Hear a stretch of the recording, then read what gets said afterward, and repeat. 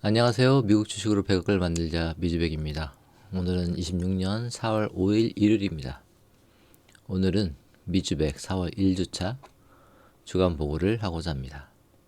계속되는 미국-이란 전쟁으로 인해 시장이 불안전하게 하루하루 상승과 하락을 반복하면서 지난주 금요일에는 초반에 엄청 하락했다가 호르무즈 해협에 대한 통행 관련 프로토콜이 진행될지도 모른다는 소식에 시장이 급반전해서 결국은 상승으로 마무리되었습니다.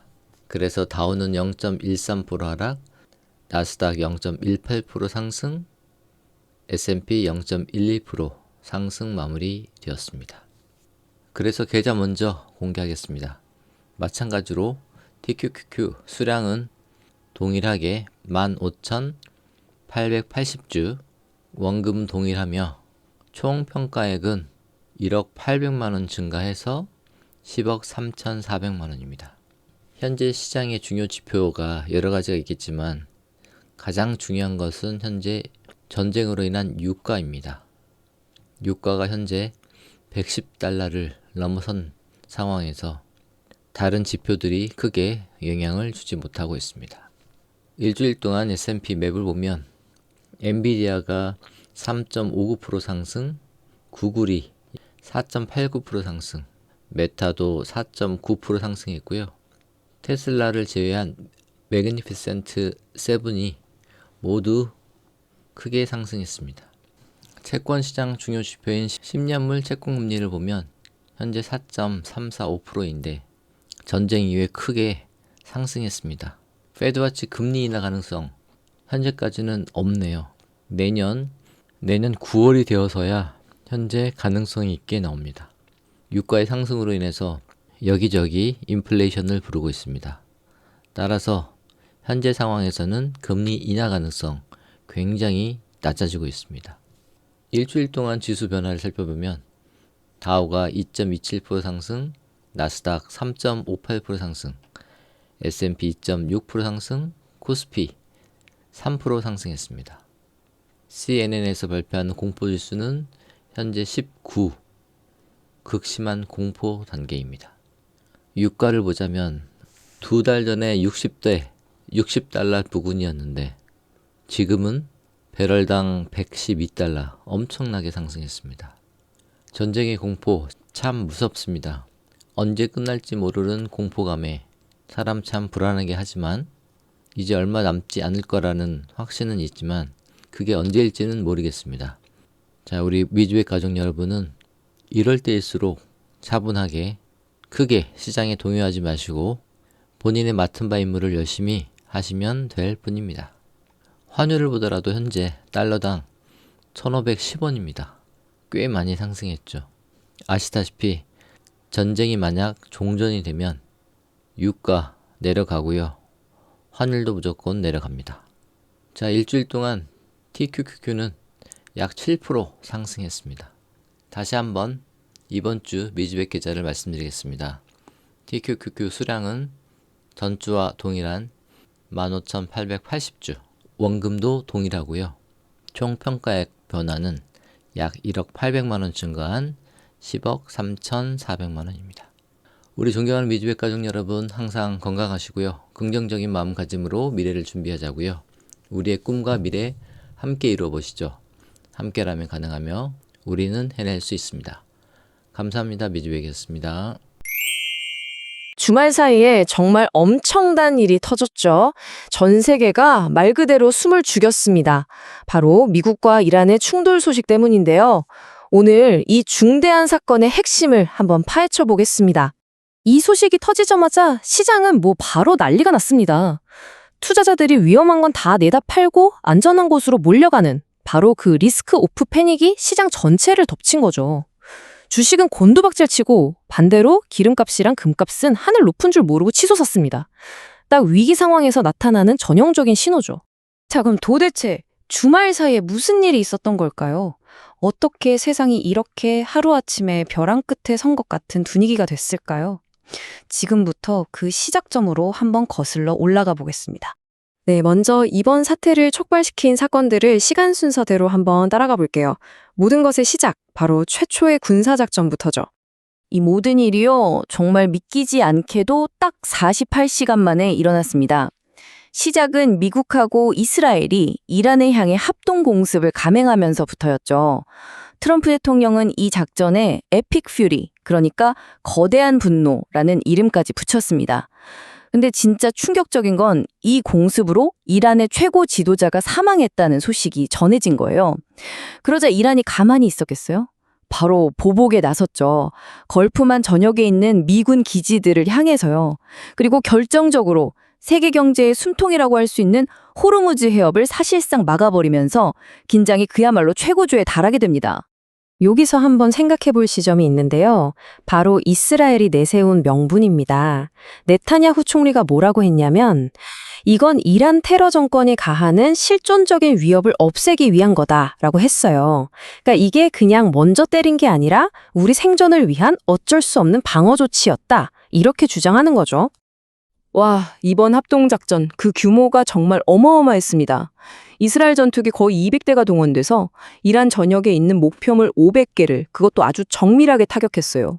이건 뭐 그냥 한두 군데 때린 수준이 아니에요.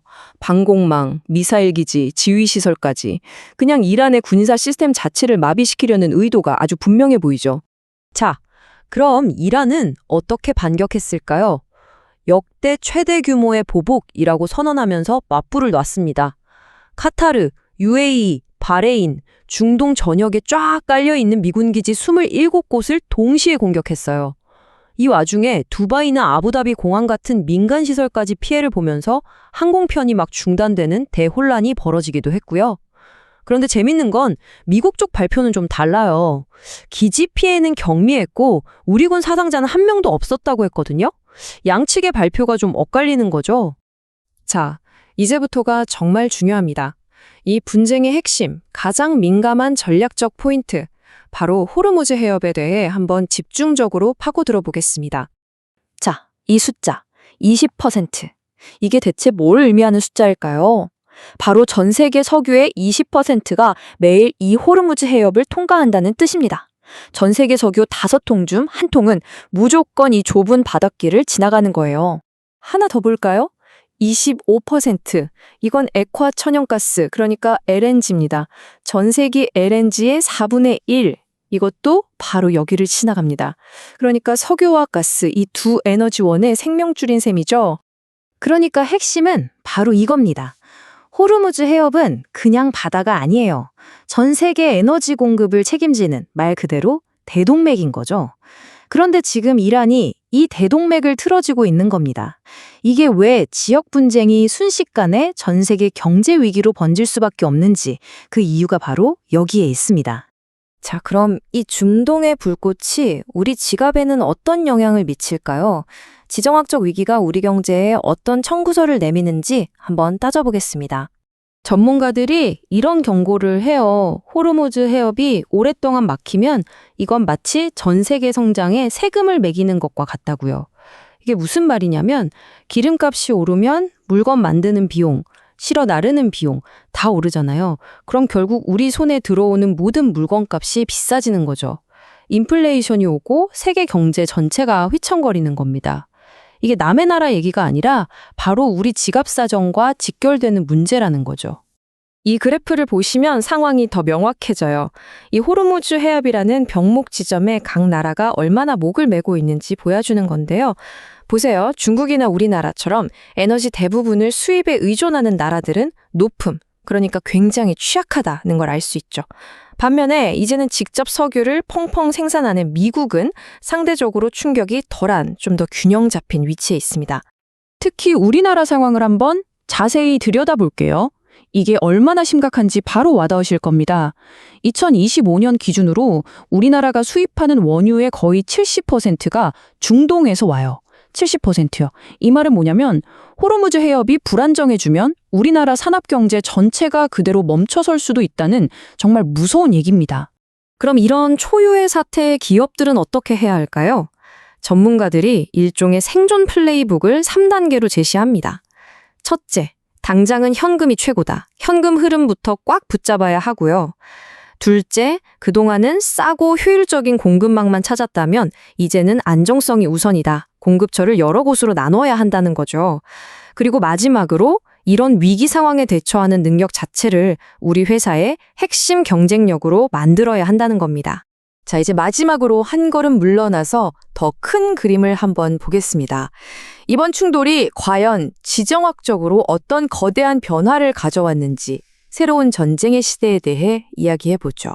이번 사태를 보면 미국의 전쟁 방식이 완전히 바뀌었다는 걸 알 수 있어요. 예전에는 이라크나 아프가니스탄에 수십만 명의 지상군을 보냈잖아요. 부츠 온 더 그라운드라고 하죠. 근데 이제는 그런 방식을 쓰지 않아요.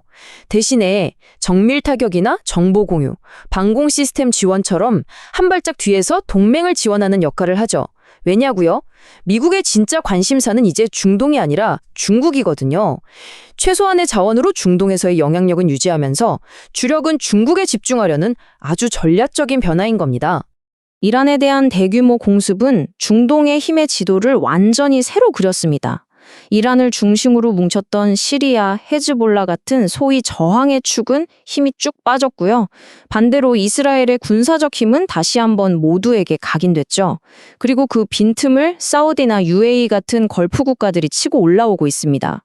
스스로 안보 능력을 키우면서 이 지역의 새로운 강자로 떠오르는 아주 복잡한 다층적 권력 구조가 만들어지고 있는 겁니다. 오늘 이야기, 이 질문으로 마무리하고 싶습니다. 미사일과 드론이 사람을 대신해 싸우는 이런 원격 조종 전쟁의 시대에 과연 진짜 최전선은 어디일까요? 화면 너머에서 버튼을 누르는 전쟁에서 보이지 않는 피해와 대가는 과연 누가 치르고 있는 걸까요? 우리 모두가 한 번쯤 깊이 생각해 볼 문제입니다.